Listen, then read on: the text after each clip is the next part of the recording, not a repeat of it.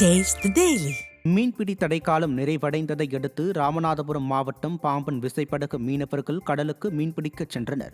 தமிழகத்தில் மீன்பிடி தடைக்காலம் நிறைவடைந்ததை அடுத்து பாம்பன் மீனவர்கள் கடந்த 14ஆம் தேதி கடலுக்கு செல்ல தயாரான போது பலத்த சூறாவளி காற்று வீசும் என்பதால் கடலுக்கு செல்ல வேண்டாம் என அறிவுறுத்தப்பட்டது.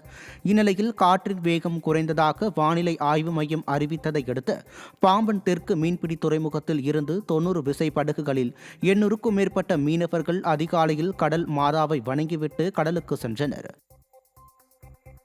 தேனி மாவட்டம் முல்லை பெரியாறில் வெள்ளப்பெருக்கு ஏற்பட்டுள்ளதால் பொதுமக்கள் ஆற்று பகுதிக்கு செல்ல வேண்டாம் என கரையோர மக்களுக்கு எச்சரிக்கை விடுக்கப்பட்டுள்ளது.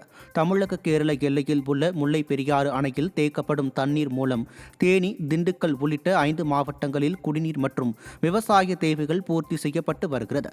அணையின் நீர்பிடிப்பு பகுதியில் தொடர்ந்து மழை பெய்து வருவதால் வினாடிக்கு 4789 கன அடி வீதம் தண்ணீர் வருவதாலும் சுருளியாறு மற்றும் காற்றாற்று வெள்ளமும் முல்லை பெரியாறு அணையில் கலப்பதால் தற்போது வெள்ளப்பெருக்கு ஏற்பட்டுள்ளது.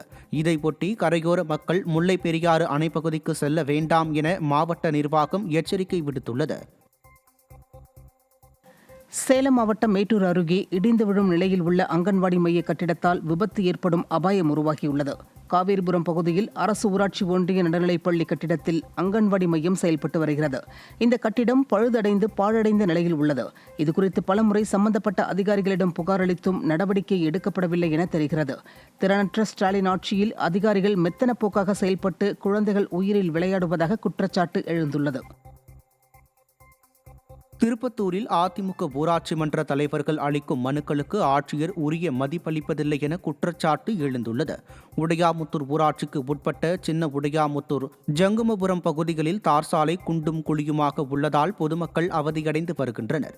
இதுகுறித்து அதிமுக ஊராட்சி மன்ற தலைவர் விஸ்வநாதன் ஆட்சியர் மற்றும் வட்டார வளர்ச்சி அலுவலரிடம் பலமுறை மனு அளித்தும் நடவடிக்கை எடுக்கவில்லை என தெரிகிறது. ஸ்டாலின் ஆட்சியில் தான் அளிக்கும் மனுக்களுக்கே அதிகாரிகள் மதிப்பளிக்கவில்லை என்றால் பொதுமக்களின் மனுக்களுக்கு என்ன மதிப்பு இருக்கும் என அதிமுக ஊராட்சி மன்ற தலைவர் கேள்வி எழுப்பினார்.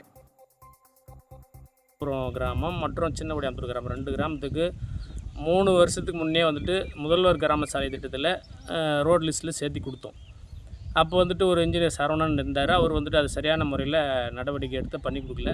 இந்த 3 வருஷம் பள்ளி குழந்தைகள் மற்றும் மக்கள் போக்குவரத்துக்கு ரொம்ப இடையூறாக இருக்குது. நானும் பல முறை இதில் மாவட்ட ஆட்சித்தலைவர் அணுகி பல முறை மனு கொடுத்துருக்குறேன். வட்டார வளர்ச்சி அலுவலர்கிட்டையும் கொடுத்துருக்குறேன். ஆனால் இதுவரை எந்த நடவடிக்கையும் இல்லை. அது அட்லீஸ்ட்டு இந்த மொட்டை பெட்டிஷன் கொடுக்குற மரியாதை கூட தலைவருக்கு கொடுக்கல எனக்கு தெரிஞ்சு.